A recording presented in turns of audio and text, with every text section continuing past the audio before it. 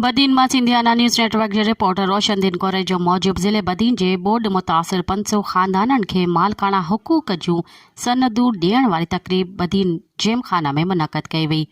तक़रीब में सूबाई सलाहकार बराए बहाली ऐं रिलीफ हाजी रसूल बख्श चांडियो ऐं senator doctor Khalida Sikandar Mahendro MNA Mir Ghulam Ali Talpur, ज़िले chairman Ali Asghar Alepoto, MPA Haji Taj Mohammad Malla, MPA Mir Allah Bakhsh Talpur, वज़ीर आला सिंध जो special assistant Pir Noorullah Qureshi, Pakistan Peoples Party जो ज़िले सदर Haji Mohammad Ramzan Chandio, Pakistan Peoples Party ladies wing जी general secretary Sajida Talpur, chairman municipal Badin Pir Saleh Qureshi ऐं ॿिया सियासी समाजी अॻुवाननि ख़िताब कंदे चयो त पाकिस्तान पीपल्स पार्टी शहीद मोहतरमा बेनज़ीर भुट्टो जे विजन ते रोटी कपड़ा ऐं घर ते क़ाइमु आहे। चेयरमैन ऐं परॾेही वज़ीर बिलावल भुट्टो ज़रदारी गुज़िरियल सैलाब में वाइदो कयो हो त सैलाब मुतासिरीन खे नवां घर ठहिराए ॾींदो। अॼु सॼी सिंध में 21 लख ख़ानदाननि खे नवां घर ठहिराए ॾिना पिया वञनि। इन ई सिलसिले में बदीन में पिण 1,10,786 घर तामीर थी रहिया आहिनि।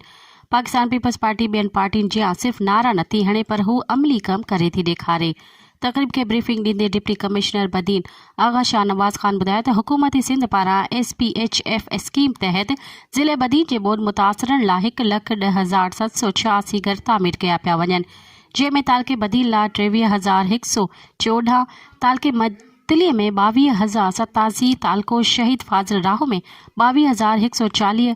तालके तलहार में 8,920 ऐं तालको टंडो बागो में 34,525 घर तामीर कया वेंदा। घरनि जी तामीर लाइ पैसा 4 क़िस्तुनि में ॾिना वेंदा, जॾहिं त पहिरें फेज़ में 500 ख़ानदाननि खे घरनि जा मालकाना हुकूक ऐं उन जा सनद ॾिना वेंदा। तक़रीब में एडिशनल डिप्टी कमिश्नर 1 नजीबुर रहमान जमाली, एडिशनल डिप्टी कमिश्नर 2 वकार अहमद कलवड़, ज़िले जा समूरा असिस्टेंट कमिश्नर मुख्तियार कार ऐं ॿियनि लाॻापियल ऑफिसरनि पिणु शिरकत कई।